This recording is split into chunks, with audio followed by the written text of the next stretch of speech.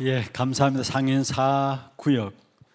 제가 들어오는데 우리 구역장 장로님께서 신 목사님 같이 서야 됩니다라고 하더라고요. 우리 구역입니다.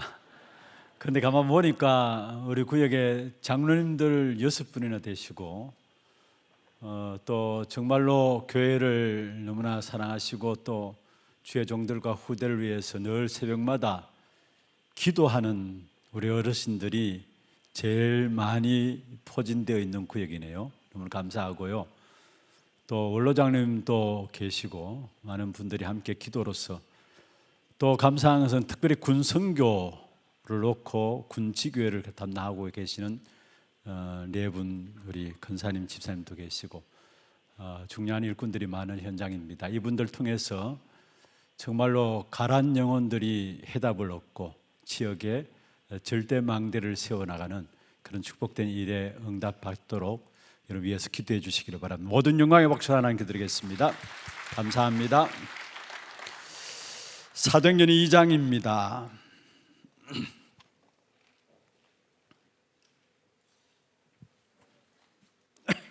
1절 말씀부터 13절 말씀까지 교독을 하도록 하겠습니다.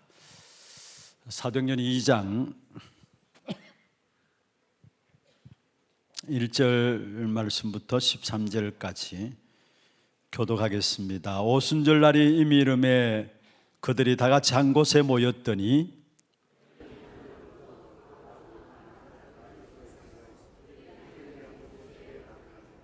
마치 불의 혀처럼 갈라지는 것들이 그들에게 보여 각 사람 위에 하나씩 임하여 있더니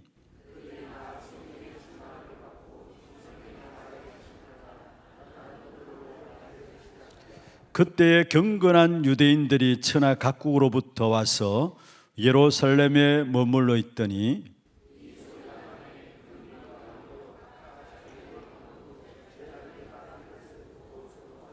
다 놀라 신기하게 여겨 이르되 보라, 이 말하는 사람들이 다 갈릴리 사람이 아니냐?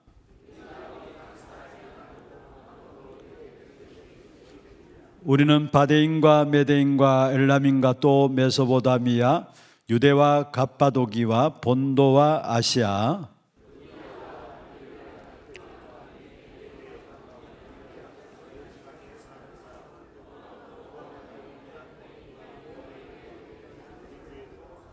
그레데인과 아라비아인들이라 우리가 다 우리의 각 언어로 하나님의 큰 일을 말함을 듣는도다 하고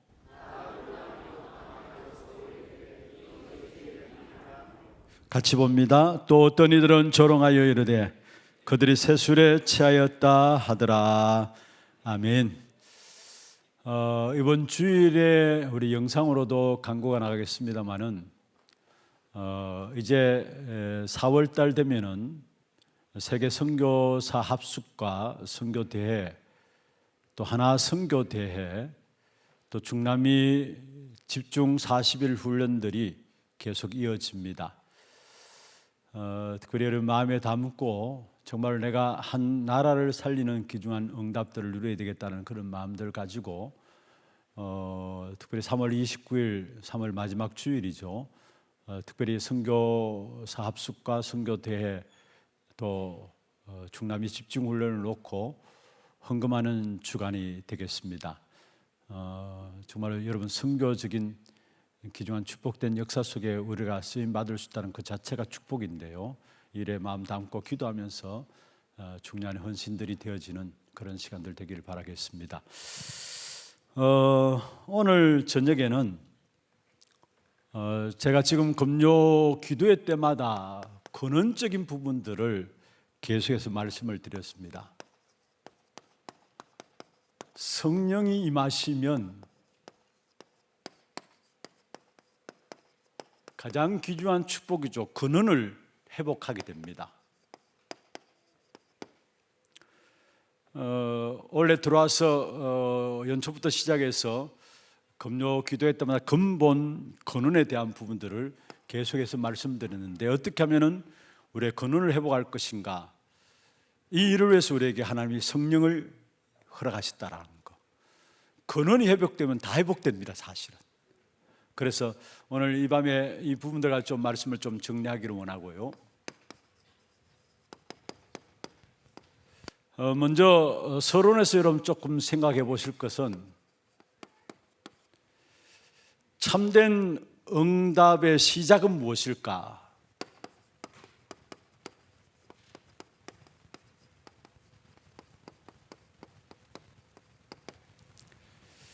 여러분 성경에 보면은 렘넌트 7명들 대표적으로 하나님의 응답을 받은 사람들이죠. 그 다음에 초대교회,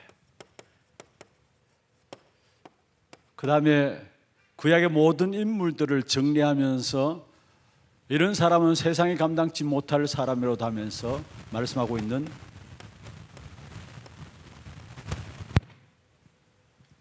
히브리서 11장의 인물들, 이 사람들의 특징이 무엇입니까? 중요한 응답을 받은 사람들인데 이 사람 특징이 있다면은 하나같이 나를 넘어선 사람들이었습니다. 한번 잘 생각해 보세요. 또 현실에 매이지 않고 현실과 현장을 넘어선 사람들이었습니다. 그리고 미래를 미리 앞당겨 봄으로 말미암아 그걸 비전이라 하죠.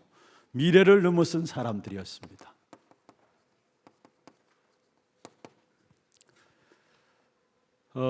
초대교회만 해도 그렇죠. 엄청난 핍박들이 가해졌습니다. 그런데 그 속에서도 오히려 복음은 더 확산되어지는 역사들이 일어났습니다. 핍박 앞에서 하나같이 목숨까지도 내건 순교자들이 일어났는데 나를 넘어선 사람들이었고 그 핍박하는 현실 현장들을 넘어선 사람이었습니다. 그리고 미래를 미리 봤기 때문에 미래조차도 면에서 넘어선 사람들이었습니다. 그러니까 요셉부터 시작해서 렘넌트 7명들이 하나같이 나라는 것에 내 생각에 사로잡히지 않고 내라는 한계에 딱 갇혀 있지 않고 나를 넘어섰다라는 거.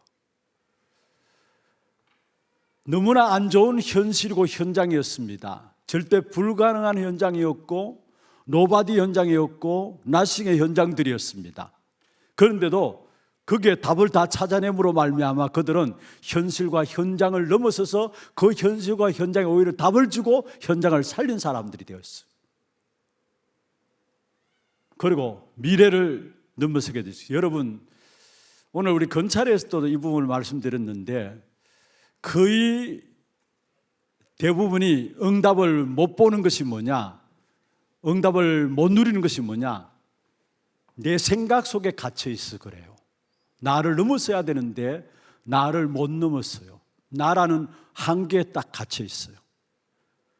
그리고 세계복음화를 위해서 하나님께서 준비한 축복을 누리기 위해서는 나를 먼저 넘어서야 된다는 거. 그래서 하나님께서 우리를 아예 나를 넘어설 수 있도록 운명에서 건지셨죠. 나라는 한계에 부딪혀서 넘어지지 않도록 운명에서 건지셨어요. 그게 유월절의 축복이죠. 현실과 현장에서 넘어설 수 있도록 보좌에 귀중한 축복된 응답을 주셨어요. 그 보좌의 응답을 가지고 뭐냐, 우리는 현실과 현장을 넘어설 수 있습니다. 그리고 정말 우리에게 주신 보좌의 축복과 응답들, 보좌의 배경들이 있다면 그 속에서 미래가 보여집니다. 우리의 배경이 보좌고 또 가야 될 보좌의 축복들, 그 사실이 보여진다면 미래가 보여지게 돼 있어요. 그러니까 이 모든 것들을 넘어섰기 때문에 하나같이 이 세 사람들은, 이 세 부류의 사람들은 어떤 환경이다, 어떤 상황이다 문제가 되지 않고 오히려 그 문제 속에서 답을 얻게 되고요, 그걸 통해서 오히려 사람을 살리는 귀중한 일에 쓰임받게 된 사실입니다. 그래서 정말로 여러분의 응답받기 위해서는 나를 넘어서는 귀중한 축복이 있기를 주의 이름으로 축원합니다. 광야 길을 가는 이스라엘 백성들, 나를 넘어서지 못해서 여호수아 갈렙만이 광야길에서 나와서 가나안 땅에 들어가게 되고요, 나머지 애굽에 태어났던 모든 사람들은 나를 넘어서지 못해서 광야길에서 다 죽게 되어버렸어요. 나를 넘어서지 못한 거예요. 가나안에 못 들어간 거예요. 사실은 현실과 현장 중요합니다. 너무나 중요해요. 그런데 현실과 현장을 너무나 정확하게 보는 것도 중요하지만은 우리의 배경은 뭐냐? 오순절에 성령의 능력으로 말미암아 우리는 뭡니까? 현실과 현장을 넘어설 수 있는 겁니다. 사실은 나라는 것들을 넘어설 수 있는 것도, 현실과 현장을 넘어설 수 있는 것도 오순절 성령의 능력으로, 미래를 보는 것도 바로 다른 것이 아닙니다. 보좌의 배경과 축복을 가지고. 그래서 우리에게 이 축복을 누릴 수 있도록 우리에게 허락하신 것이 뭐냐? 성령의 충만함을 약속하셨습니다. 사도행전 2장 1절에 오순절 날이 이미 이름에, 너무나 중요한 말씀이에요. 성령이 우리에게 임했다는 것이 최고의 응답이에요. 사실은 성령이 임함으로 말미암아 저와 여러분이 그리스도를 깨닫게 되고 구원받게 되고요, 성령이 임함으로 말미암아 우리가 말씀을 들을 때 말씀이 깨달아지고 말씀의 언약으로 붙잡혀지게 돼 있어요. 성령이 내게 임함으로 말미암아. 그래서 우리가 예수를 믿는다는 말은 무슨 말입니까? 성령이 우리에게 임했다는 말이에요. 성령의 역사가 일어났다는 말이에요. 자, 어떤 면에서 예수님께서 마지막 초대교회에 중요한 언약을 말씀하셨죠. 예수님께서 그리스도란 증거로 부활하셨습니다. 사도행전 1장 1절. 그리고 3절에 보면 하나님 나라 이 일을 40일 동안 말씀하시고 8절에 중요한 일들을 말씀했어요. 오직 성령이 너에게 임하시면 너희가 권능을 받고 예루살렘과 온 유대와 사마리아 땅끝까지를 내 증인이 되리라. 이 약속을 붙잡은 자들이 14절에 마가다락방에 모였습니다. 감난산에서 주신 약속이죠. 이 약속을 붙잡고 마가다락방에 모여서 기도하는데, 그것도 10일 동안 오로지 기도에 힘썼다 했어. 이미 그리스도 하나님 나라 오직 승리에 대한 답을 가지고 오로지 기도에 힘썼어요. 이때 임한 것이 뭐냐? 사도행전 2장 1절에 교회사의 최고의 응답인 오순절 날이 이미 이름에, 거기에 바람 같은 불 같은 성령의 역사가 임하게 되어 있어요. 다시 말씀드립니다. 정말로 성령이 내게 임하게 되면은 나를 넘어서게 됩니다. 내 한계에 갇히지 않아요. 현실과 현장을 넘어설 수 있어요. 미래 보는 눈도 열려지기 때문에 사도행전 2장 17절 18절에 예언하고 꿈을 꾸고 환상을 볼 것이라 말씀했죠. 성령이 임하니까. 그건 무슨 말입니까? 미래를 본다는 말이에요. 그래서 우리에게 최고의 축복된 약속이 뭐냐? 주님께서 마지막 한 가지 말씀하시는데 오직 성령이 충만하도록 그것을 기다리라 말씀했어요. 기다리라. 예루살렘을 떠나지 말고 아버지 약속하신 것을 기다리라. 그러면 몇 날이 못 되어 성령으로 너에게 세례를 베푸리라 하시면서 그 약속이 뭐냐? 오직 성령이 너에게 임하시면 성령 충만함을 약속, 이 한 가지를 약속하셨어요. 지금 이 시대를 살아가고 있는 성령 시대를 살아가고 있는 저와 여러분이 성령 충만함을 얻게 될 때 나를 넘어서게 될 줄로 믿습니다. 현실과 현장을 넘어서게 될 줄로 믿습니다. 그리고 미래를 넘어서게 됩니다. 자, 성경에 몇 군데 말씀드릴게요. 사무엘상 16장 13절에 대제사장 사무엘이 다윗에게 머리에 기름 부었습니다. 이때에 다윗에게 여호와의 신에 충만하게 들어갔다 했어요. 여호와의 신이 충만하게 임했다 했습니다. 23절에 보면은 성령의 충만함을 가진 다윗에게 앞에 사울왕이 귀신 들려있는 부분을 보고 결국은 귀신을 쫓아내는 역사가 일어났습니다. 성령의 충만함을 누리게 되니까. 많은 성경이 있지만 열왕기하 2장 9절 11절에 보면은 엘리사 선지자가 엘리야를 바라보면서 당신에게 있는 영감에 뭐요? 갑절이 내게 있기를 원합니다. 당신에 있는 성령의 그 영감에 갑절이 내게 있기를 원합니다. 엘리야는 엄청난 기적을 행한 선지자입니다. 엘리야. 그런데 그 당신이 갖고 있는 그 성령의 역사에 그 갑절이 내게 있기를 원합니다. 어떤 면에서 엘리사는 앞으로 다가올 시대가, 자기에게 닥쳐질 시대가 어떤 시대인지를 알고 제대로 구한 겁니다. 제대로 구한 거예요. 당신에게 있는 갑질이 내게 있어야 마지막 시대에 내가 모든 이스라엘 백성들을 인도할 것이 아니냐라는 그런 마음들이 있었겠죠. 그래서 당신에게 있는 영감의 갑질이 내게 있기를 원합니다. 여러분, 엘리야만 해도 얼마나 엄청난 능력을 행했습니까? 대표적으로 열왕기상 19장에 보면은 갈멜산 전투가 나옵니다. 거기에 바알과 아세라 우상 섬기는 선지자들 850명과 더불어 엘리야가 싸워서 승리한 사람이 바로 엘리야 선지자입니다. 엄청난 능력의 역사를 행했는데 하늘에서 불을 끓여내는 사람이 누구냐? 엘리야입니다. 그런 당신의 능력에, 그의 능력에 갑절이 내게 있기를 원합니다. 제대로 구한 것이죠. 사실은 이 일로 말미암아 사실은 엘리사의 사역을 보면은 말씀 그대로 갑절의 엘리야보다 더 큰 응답의 역사들을 이룬 사실들을 보게 됩니다. 사도행전 1장 8절에 성령이 너희에게 임하시면 너희가 권능을 받고, 우리를 뭐로 세우신다고요? 증인으로 세우시겠다 했어요. 하나님이 우리를 세우시는 축복의 목표는 뭐냐? 증인 되도록. 그래서 이 일을 위해서 증거거리도 주겠다라는 거, 그게 사도행전 1장 8절입니다. 우리 한 사람 한 사람을 증인으로 세우시기 위해서, 그래서 정말 우리가 증인되기 위해서는 성령의 충만함이 임해야 하는 것입니다. 한 군데만 더 말씀드릴게요. 고린도전서 2장 1절 13절에 보면은 하나님의 성령이 우리에게 임하게 되면 하나님의 깊은 것까지도 통달한다 했어요. 하나님의 깊은 것들을 알게 된다는 것. 성령이 임하면은, 아시겠어요? 성령이 내게 역사하면은 하나님의 깊은 것들을 알게 되기 때문에 우리는 원망 불평할 필요가 없습니다. 왜냐? 하나님의 깊은 것을 아는데요. 진짜 하나님의 깊은 것을 알면은 다른 것이 필요 없다라는 사실을 알게 됩니다. 하나님의 깊은 것을 깨닫게 되면은. 그래서 13절에 뭐라 했습니까? 10절에 하나님의 깊은 것을 알게 된다 말씀하셔서 13절에 이 일을 위해서 우리에게 세상의 영을 거두가시고 하나님께로 온 영을 주셨다. 그 하나님께로 온 영이 뭡니까? 그 하나님께로 온 영을 왜 주셨느냐? 그게 성령인데 왜 주셨냐? 하나님이 우리에게 은혜로 주신 것들을 깨닫게 하기 위함이라 말씀했어요. 여러분, 정말로 성령 충만함 속에 들어감으로 말미암아 나를 넘어서고 현실과 현장을 넘어서고 미래를 앞당겨 보고 미래에 염려하고 걱정할 것이 아니라 미래를 넘어서는 귀한 축복되는 응답이 여러분의 있기를 주의 이름으로 축원합니다. 그러면은 성령이 임하시면 권한을 회복하게 되는데, 먼저 이 일을 놓고 여러분에게는 중요한 것이 있습니다. 뭐냐? 다른 것이 필요 없어야 합니다.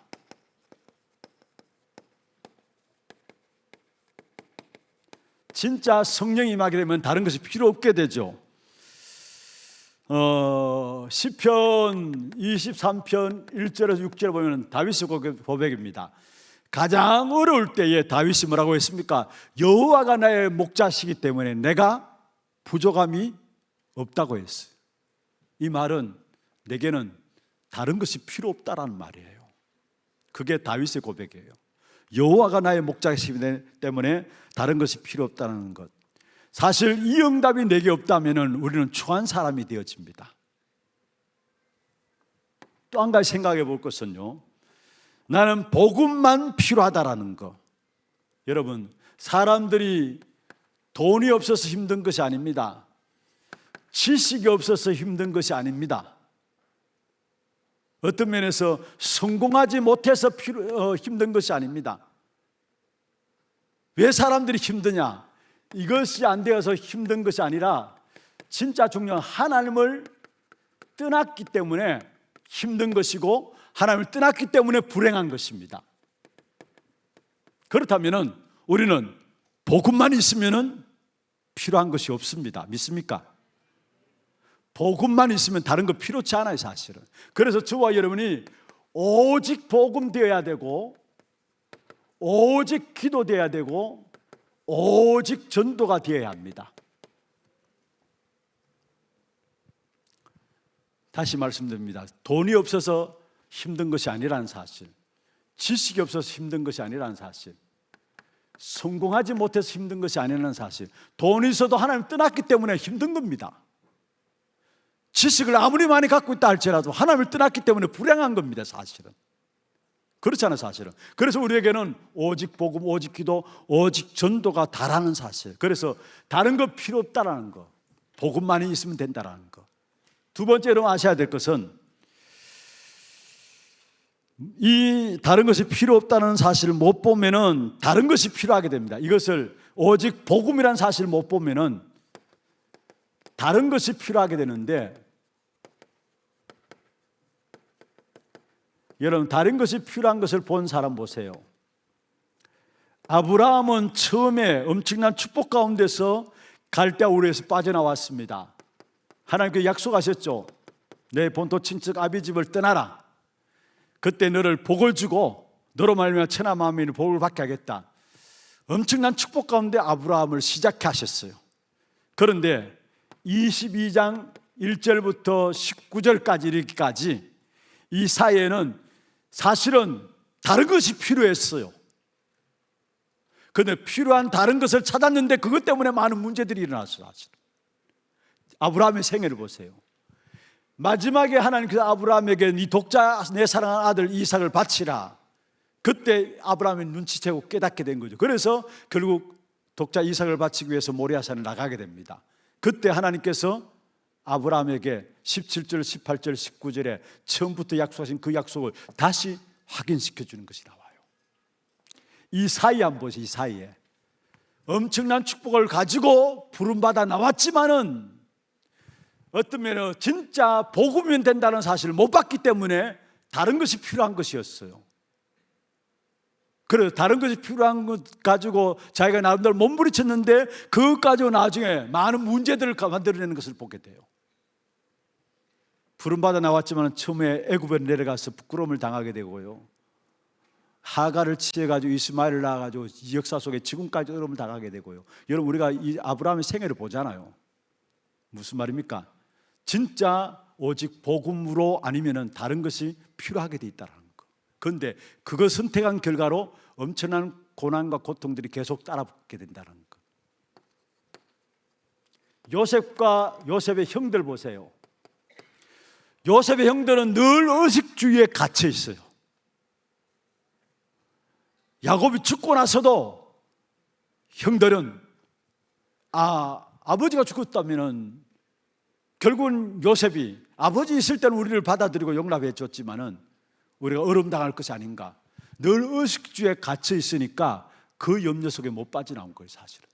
그런데 요셉은 그렇지 않았어요. 다른 것이 필요 없었습니다. 이미 세계복음 언약을 붙잡고 있었기 때문에 다른 것이 필요 없었습니다, 사실은.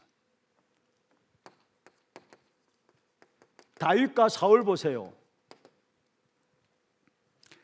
언약을 놓쳐버린 사울, 다른 것이 필요했습니다. 늘 자기 자리, 그래서 늘 염려하면서 늘 다윗을 죽이기 위해서 혈안이 되어 있었죠. 그래서 마지막에는 완전히 정신이 돌아버려가지고 자살까지 하게 되었죠. 그게 누굽니까? 사울이에요. 다른 것이 필요한 결과예요, 사실은. 그런데 다윗은 여호와가 나의 목자이기 때문에 나는 다른 것이 필요 없다라는 거. 그리고 중요한 것은 여러분이 진짜 것을 붙잡아야 된다라는 거. 진짜 것을 붙잡아야 진짜 역사가 일어난다라는 거. 우리에게 하나님께서 진짜 것을 주셨는데 그게 뭡니까? 그리스도 주셨어요. 진짜 것을 주셨는데 그게 바로 하나님의 나라입니다. 진짜 것을 주셨는데 그게 바로 오직 성령의 충만함입니다. 초대교회에 주신 언약이지만 지금도 오직 그리스도, 오직 하나님의 나라, 오직 성령, 이거는 영원한 답이에요. 하나님 우리에게 주신 진짜 것이에요. 우리가 이 사실을 붙잡고 이 축복의 증인들로 서야 합니다. 그리스도, 하나님 나라, 오직 성령. 그러면은 성령이 임하면은 본론으로 넘어갔어요.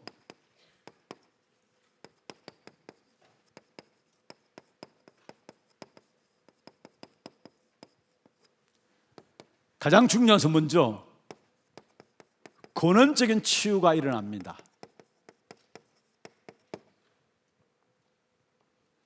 그리고 성령이 임하면은 근원적인 힘이 생기고요,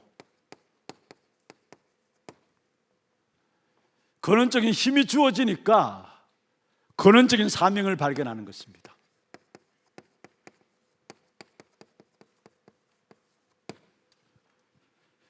오직 성령이 임하게 될 때에 저와 여러분은 운명에서 빠져나와요. 성령이 임하게 될 때에 운명에서, 이걸 가지고 유월절이라는 것이죠. 근원적인 치유가 일어난다는 말이에요. 우리에게 성령이 임하게 될 때에 중요한 것은 뭐냐? 운명에서 빠져나올 뿐만 아니라 운명에서 빠져나온 우리들에게 하나님께서 엄청난 영적인 상태를 주시는데, 그게 바로 오순절의 축복입니다. 오순절의 축복은 뭐냐? 우리의 영적인 상태를 말하고 있는 거예요. 모든 것들은 어떤 면에 영적인 상태에 의해서 결정되어져요. 중독도 어떤 면에 영적인 상태, 그 사람의 영적인 상태 때문에 중독에 빠지고요, 영적인 상태 때문에 많은 문제 속에서 못 빠져나오는 것을 봐요, 사실은. 그래서 우리가 응답 이전에 뭐냐? 영적인 상태라는 거. 오순절 성령의 역사로 말미암아 우리에게 영적인 상태, 이 속에서 치유되어지는 역사, 성령의 역사로 말미암아 영적 상태가 치유되어지고, 유월절 어린 양의 피 그리스도로 말미암아 운명에서 빠져나오고, 운명에서 빠져나오는 우리들이 성령으로 말미암아 영적인 상태가 치유되어지는 근원의 치유가 일어난다는 거. 세 번째입니다. 그러면은 삶까지 치유됩니다.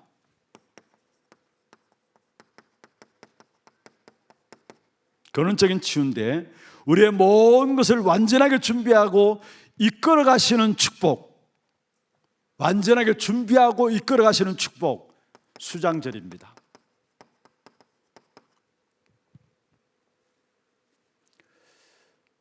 지난주 핵심에서도 나를 넘어서는 것이 유월절이다, 현실과 현장을 넘어서는 비밀이 오순절이다, 성령의 능력으로, 오순절 성령의 능력으로 현실과 현장을 넘어서는 것이다. 수장절, 보좌의 배경과 보좌의 응답들을 가지고 있으니까 미래를 넘어설 수 있다는 거. 그렇습니다. 우리에게 운명에서 빠져나오는 유월절, 영적 DNA를 완전히 바꾸셨죠.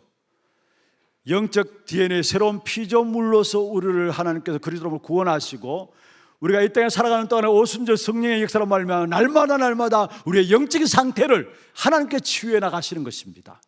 그리고 우리의 모든 미래를 놓고, 우리의 미래의 모든 것들을 놓고 지금 또 우리를 이끌어 가시는 축복 가운데 뭐냐? 삶까지 치유되는 응답들이 나오게 되죠. 이게 근원적인 치유입니다. 근원적인 치유. 그래서 근원적인 치유, 새 절기죠. 새 절기의 축복.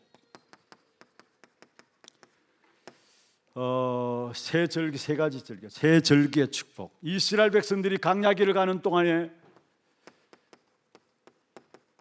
가장 중요한 축복이 뭐냐? 새 절기입니다. 애굽에서 출애굽시키고 출애굽한 이스라엘 백성들이 광야길을 가는 동안에 죽는 줄 알았는데 하나님의 완벽한 보호 속에서 곡식을 거두게 되고, 그게 오순절이죠. 그리고 결국은 그 곡식을 창고에 저장하게 되는 수장절의 축복. 구원과 구원받은 사람들이 인도받는 축복과 함께 우리의 모든 축복의 역사들이 보좌와 연결되어지는 그 수장절까지. 유대인들은 새 절기를 지킵니다. 그럼에도 불구하고 왜 철저하게 어름당하고 실패하느냐? 형식적으로 그들은 행위로 지키기 때문에. 그러나 우리는 아닙니다. 이게 새 절기의 축복이 어떤 면에서 매일매일 누려야 될 축복이에요. 매일매일 누려져야 될 축복. 유월절, 오순절, 수장절. 운명에서 빠져나오고 영적 상태를 치유받고 삶까지 치유되어지는, 여러분 정말로 새 절기의 축복이 날마다 누려짐으로 말미암아 근원적인 치유함이 여러분 있기를 주의 이름으로 축원합니다. 두 번째입니다. 근원적인 힘입니다. 먼저는 근원적인 치유가 일어나야 되고, 그러면은 근원적인 힘이 생기는데, 우리는 너무 엉뚱한 것들을 사실 많이 갖고 있어요. 그래서 근원적인 힘이 없으면은 여러분 우리도 예외될 수 없는 것은 유럽 교회나 미국 교회처럼 결국은 문을 닫게 되는 경우가 옵니다. 유럽 교회, 미국 교회 한때 여러분 얼마만큼 부흥했는가 여러분 아시잖아요. 그런데 지금 뭡니까? 완전히 교회들이 문 다 닫고 있어요. 왜 그렇습니까? 근원적인 힘이었기 때문에. 그러면 근원적인 힘 어디서 나오느냐? 히브리서 4장 12절 13절 하나님 말씀은 살았고 활력이 있어 영과 혼과 및 관절과 고수를 찔러 쪼갠다 했어. 그리고 모든 것을 우리의 생각까지도 다 아신다 했어요. 감찰하신다 했어요. 그 다 드러난다 했습니다. 어떤 면에 우리에게 근원적인 힘은 말씀 운동을 통해서만이 근원적인 힘을 회복할 수 있는 것입니다. 하나님의 말씀을 통해서만이 근원적인 힘을 회복할 수 있는 것입니다. 오늘 건찰에도 좀 말씀드렸습니다만은 여러분 설교도 중요하지만은 여러분 개개인들이 신앙생활이 말씀 따라가야 돼요. 말씀 가지고 확인해야 돼요. 말씀 가지고 확인해야 돼요. 진짜 치유는 뭐냐? 말씀을 통해서 치유가 일어나고 말씀을 통해서 힘을 얻게 돼 있어요. 영적인 존재는 우리는 하나님이 우리에게 영의 말씀을 주셨는데 그 말씀을 들을 때마다 그 말씀이 옳다라고 아멘으로 확인되어지고 고개가 뜨개질 때마다 나도 모르게 뭡니까? 힘을 얻게 돼 있어요. 근원적인 세상 사람들이 전혀 모르는 이야기입니다. 그러나 우리는 하나님의 말씀으로만이 힘을 얻게 되어진다는 것. 그래서 4장 15절 16절에 중요한 말씀하고 우리와 같이 우리를 동정하지 못하실 바가 아니다 했고요. 그러면서 때를 따라 돕는 하나님이 주시는 그 은혜의 보좌 앞에 담대히 나갈 것이라 말씀했어요. 대제사장이 계시는데 예수님이 대제사장으로 그 은혜 보좌 앞에 담대히 나갈 것이니라. 우리가 그리스도 앞에 나갈 때마다 말씀 앞에 설 때마다 하나님 우리에게 힘을 주신다는 것, 그것도 근원적인 힘을 주신다는 것. 그럼 먼저 첫 번째입니다. 사도행전 2장 17절 18절에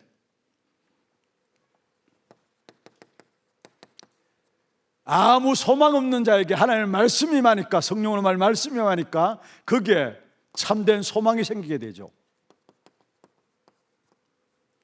예언하고 꿈을 꾸고 환상을 볼 것이다. 예언하고 꿈을 꾸고 환상을 볼 것이다. 소망 없는 우리에게 말씀이 임함으로 말미암아 참된 소망이 생기는 근원적인 힘을 얻게 되고요. 그래서 사도행전 2장 42절에 우리가 잘 아는 말씀입니다. 사도의 가르침을 받아 서로 교제하고 떡을 떼며 기도하게 전혀 힘쓰니라. 사도의 가르침을 받아 했어요. 뭡니까? 말씀을 통한 근원적인 힘을 얻고 그것까지 구원의 은혜를 나누고 기도하면서 함께 성찬 예식을 통해서 구원의 역사를 확인하면서 기도하게 전혀 힘쓰니라 말씀하고 있는 것을 보게 됩니다. 그러면 사도행전 2장 46절 47절에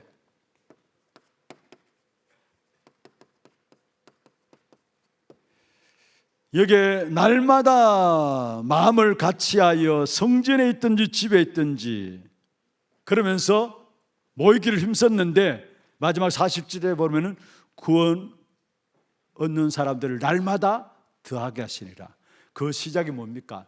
말씀을 통해서 힘을 얻게 되면 이러한 역사들이 우리에게 날마다 성전에서 집에서 하나님의 구원의 역사를 나누고 그로 말미암아 47절에 날마다 구원 얻는 자들이 더하여지니라 말씀했어요. 여러분 정말로 근원적인 치유와 함께 근원적인 힘을 말씀을 통해서 회복하는 여러분 되기를 주의 이름으로 축원합니다. 그리고 근원적인 힘을 가지고 뭐 하느냐? 우리는 근원적인 사명이 주어져 있습니다. 이 사명 때문에 하나님께서 우리에게 근원적인 힘을 주시는 것이고요. 사도행전 2장 9절 11절 이미 15개 나라 성령이 임함으로 말미암아 그 현장에 오순절 마가다락방에 이미 15개 나라가 모여있는 부분들을 확인했어요. 그렇습니다. 237 5천 종족 살리는 귀중한 축복을 역사를 위해서 하나님 우리에게 성령의 역사를 허락하신다라는 것, 근원적인 사명을 위해서. 그러면서 두 번째로 사도행전 2장 43절 45절에 보면은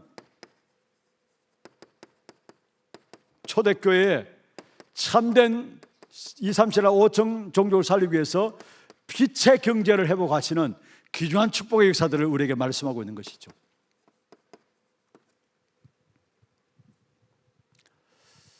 성령이 임하면은 가장 중요한 근원이 회복된다라는 거. 근원이 치유되어지고 근원적인 힘이 생기고 근원적인 사명이 살아난다라는 거. 사명이 살아난다는 거. 그래서 주님께서 한 가지 기도할 것을 말해요. 다른 게 아니라 오직 성령이 충만함이 임하도록 기도하라. 한 가지 말씀이었어요. 이것을 위해서 기다리라요. 기다리라는 거. 말씀을 맺겠습니다. 그리스도 안에서 모든 걸 찾아내야 합니다. 그리스도 안에서 모든 것을 찾아내야 합니다.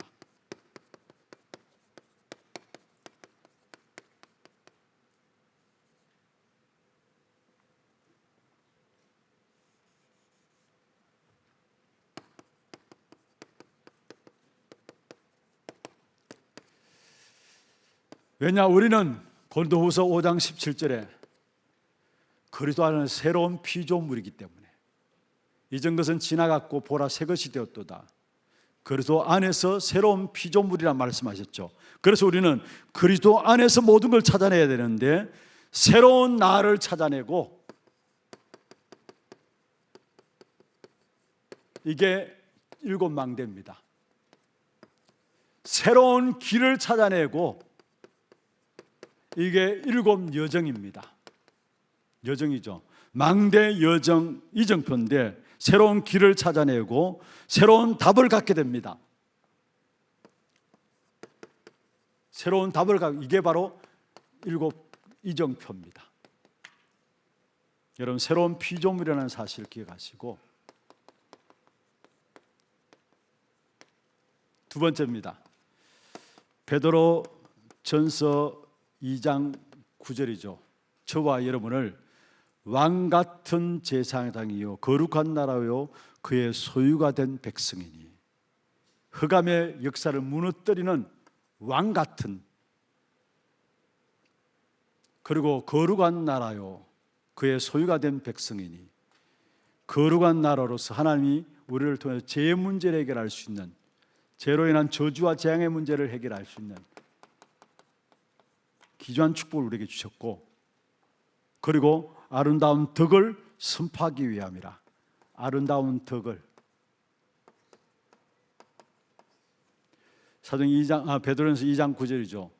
어떤 면에서 예수 그리스도께서 그리스도직을 감당하셨는데 그 귀중한 축복된 사명들을 우리에게 또한 주셨다라는 거. 왕같은 제사장이요, 왕같은 흑암의 역사를 무너뜨리고 제사장이요, 죄로 말미암아 저주와 재앙 가운데 빠지는 부분들을 해결하는 제사장이요, 거룩한 나라요 그의 소유가 된 백성이니. 그러면서 왜 그렇게 축복을 주셨느냐? 아름다운 덕을 뭐 하기 위해서? 선포케 하기 위해서. 선지자로서 아름다운 덕을 선포케 하기 위해서. 그리스도의 삼직, 그게 우리에게 주어졌다라는 거. 우리에게 주어졌다라는 거. 이 사실을 기억하시고, 정말로 우리가 기도할 것은 한 가지입니다. 주여 내게 성령의 충만함을 허락하여 주옵소서. 성령의 충만함을 허락하여 주옵소서. 사실 나를 현실과 현장, 미래를 넘어서는 귀중한 답이 있다면 성령이 내게 임하면 모든 건 넘었어요. 사실은 내가 내 노력으로 힘으로 안 되는 부분들입니다. 성령이 임하면 가능해요. 그래서 주여 내게 성령의 충만함을 허락하여 주옵소서. 그로 말미암아 근원적인 치유와 근원적인 힘을 가지고 근원적인 사명을 감당하는 귀한 축복된 응답이 여러분의 있기를 주의 이름으로 축원합니다.